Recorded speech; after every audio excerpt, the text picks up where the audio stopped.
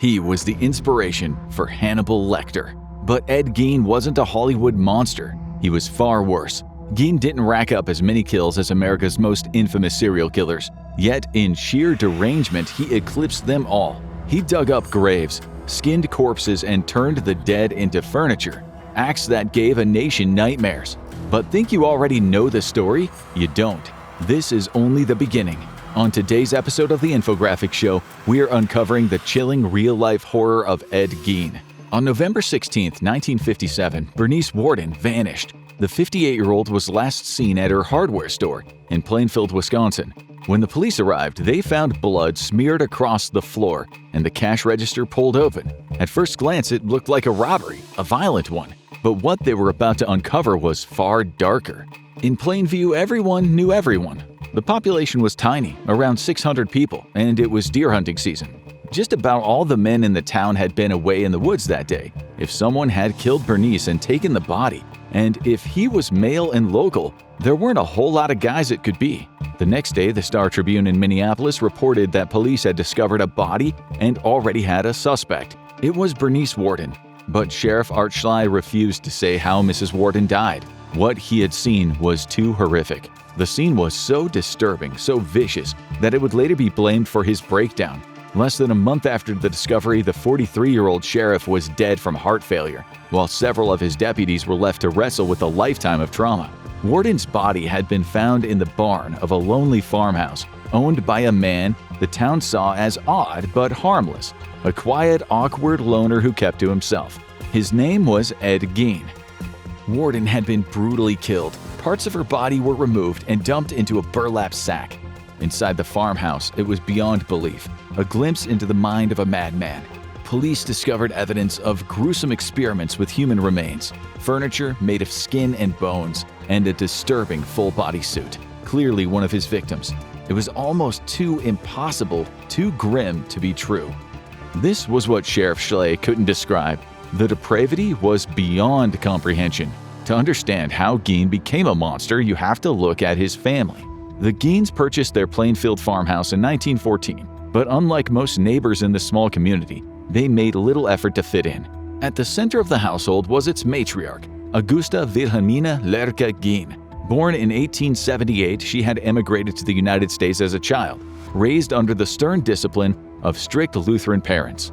And Augusta ruled the household with an iron grip. She was a religious fanatic and she held almost total control over her husband, George, a man scarred by early trauma and crippled by drink. George had lost both parents in a flood as a child. By his mid-20s, his liver was already damaged. And when a passive, broken father is paired with a controlling mother obsessed with evil, the result is never good. For Ed and his brother Henry, life meant living under the constant shadow of a mother, later described as a domestic tyrant. Bible in hand, she berated her husband and sons for ruining her life. She struck them with a stick. George sometimes lashed back when drunk. She drilled into the children that sex was filthy, that men who lusted after women were depraved. When Ed entered puberty, his natural attraction to girls filled him with guilt and self-loathing. The family lived in near total isolation. Augusta wanted her sons untouched by the evils of the outside world. Plainfield lay just 6 miles away. The Johnsons, the nearest neighbors, were only a 10-minute walk, but the Geins kept to themselves. Still, Eddie and his brother Henry were sent to school. Eddie struggled in class and the other children bullied him relentlessly. His lazy eye and a lesion on his tongue made speaking difficult, making him the target of ridicule. But he found comfort in books. Reading became his escape. At home, he hid away his favorite comic books, Tales from the Crypt. While Augusta thundered about purity and the importance of the rod not sparing the child, he would slip off to quiet corners of the farm where he read stories of atrocities, cannibals in the Far East, and head-hunting tribes of the Pacific. If Augusta noticed him forming even a little hint of friendship, she ended it immediately, reminding him again that evil lurked in Plainfield. In some ways, he believed her. By 1937, Ed was 31 and still firmly attached to Augusta's apron strings. George's drinking finally caught up with him, dying of a heart attack at 66. For Augusta, it was a blessing. Now she and her 2 grown sons could focus on the farm. Ed had been spared from World War II by his lazy eye, but the soil on the farm was poor, so he took odd jobs around town. Folks knew him as a kind of handyman, quiet, soft-spoken, polite, Some parents even trusted him to babysit their children. The kids adored him. He'd read to them from his comics and detective magazines, regaling them with grisly tales of Asian cannibals and sadistic Nazis. Henry, though, seemed more grounded, more normal. Ed admired him, even loved him. But at the end of the day, Henry was a rival for Augusta's attention. She was everything to Ed, and Henry sometimes got in the way. Then in 1944, the brothers were fighting a brush fire on the farm when the wind shifted and the flames spread. Ed attacked it from the north, Henry from the south. They poured water, dug fire breaks, but the fire raged into the night. At some point, Henry vanished. Ed ran to the neighbors, who quickly alerted the sheriff and gathered a search party. Hours later, they discovered Henry's body lying in a ditch. But something wasn't right. There were no burns on his skin, no soot in his lungs, but his head, it looked as if he had been struck, maybe with a shovel. And how had Ed searched for hours with no results, only to suddenly lead them straight to the body? The coroner, George Blatter, ruled death by asphyxiation. Perhaps Henry had stumbled and hit his head on the rocks, except there were no rocks where Henry was found. Now it was just Ed and Augusta, exactly as he wanted. To the townsfolk, he showed no grief. The smile never left his face. What's done, he told people, can't be undone. But that smile was soon gone. Augusta had never been the kind of person to bother with doctors. She put her faith in God. So when she asked Ed to take her to the nearest hospital, he knew it was serious. And it was bad news. Ed almost passed out when he was informed that she had had a stroke, a bad one. She was eventually released, but bedbound. Ed waited on her hand and foot. He fed her and helped her get into her clothes. He followed her directions and took care of the farm. After weeks of convalescence, she was back on her feet, but her health soon declined. A few months later, on December 29, 1945, she had another stroke, and this one was fatal. Ed was just 39, and his whole universe had imploded. He had no direction, no meaning. To say he was consumed by grief is an understatement. At the funeral, attended by only a handful of mourners, Ed wept so loudly that no one knew whether to feel pity or discomfort. And when the casket disappeared from sight, it was as if he had died too. He walked back to the farmhouse alone. In his mind, Augusta was still there, seated in her favorite chair, watching over him. He swore never to disturb her bedroom. It became his altar, and Augusta was his god. The farm soon fell into ruin. Weeds choked the garden, dust gathered on old furniture, the paint on the walls blistered and peeled. From the road, it was clear the place was falling apart. Yet Ed remained the same, timid, quiet, with that awkward grin fixed on his face. He was always in demand for odd jobs and never asked much in payment. Some people pitied him, living alone in that empty farmhouse. They would tap on his door with a tray of cookies, offer a kind word, and then leave quickly. Ed was too weird to hang out with. Something about him unsettled people. To men, he seemed too feminine. To women, his conversations were often grotesque. They would try small talk about work or politics, but he would start going on about decapitations and body snatchers in Victorian England. One of his favorite topics was Ilse Koch, the infamous Nazi, the Beast of Buchenwald. In his detective magazines, he'd read lurid accounts that she had prisoners executed so she could fashion lampshades from their skin. Whether it was true or not didn't matter. It wasn't the kind of thing you discussed with mothers and their children. When he did socialize, it was in Pine Grove, about 7 miles away, at Mary Hogan's Tavern. Ed wasn't a big drinker, but he enjoyed talking to Mary. She was a stocky, hard woman with a thick German accent and a mouth full of expletives. Ed would nurse a single beer and stare into her eyes for hours. Strangely, she reminded him of Augusta. And this was around the time people started going missing. In 1947, police in Jefferson were called when 8-year-old Georgia Weckler vanished after a neighbor dropped her near her family's farm. Then in 1953, 15-year-old Evelyn Hartley vanished in La Crosse while babysitting for one of her father's colleagues at the University of Wisconsin. She usually phoned home during such jobs, but that night no calls came. Worried, her father drove to the house. As he peered through one of the windows, he saw her sneakers, but no sign of her. Breaking in, he found the baby that she'd been caring for, quiet in its cot, but she was nowhere to be seen. Blood streaked the floor. Her broken glasses lie on the ground. Signs of a struggle were everywhere. More blood turned up on a door handle, in the yard, and on her discarded clothes that were later found. The disappearances hinted at a predator on the loose, but police never linked them to an even stranger case from 1952. That year, 2 local men, Victor Harold Travis and his friend Raymond Burgess, went out drinking and hunting. Neither returned. Unknown to the authorities, they had quarreled earlier that day with Ed Gein after trespassing on his land to hunt deer. Then on December 8, 1954, Seymour Lester, a local farmer, stopped by Mary Hogan's tavern.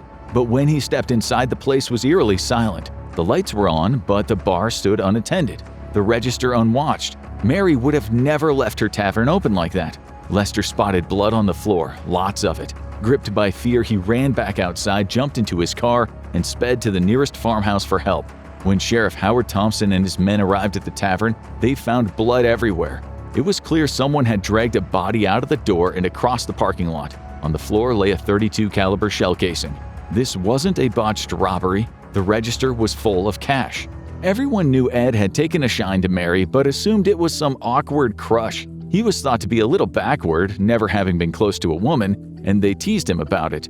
He never seemed embarrassed, though. Once, when a neighbor joked that he should ask Mary out if she ever came back, Ed looked him dead in the eye and said, "She's not missing. She's down at the farmhouse right now." People brushed it off as Ed being simple-minded. He was always saying strange things.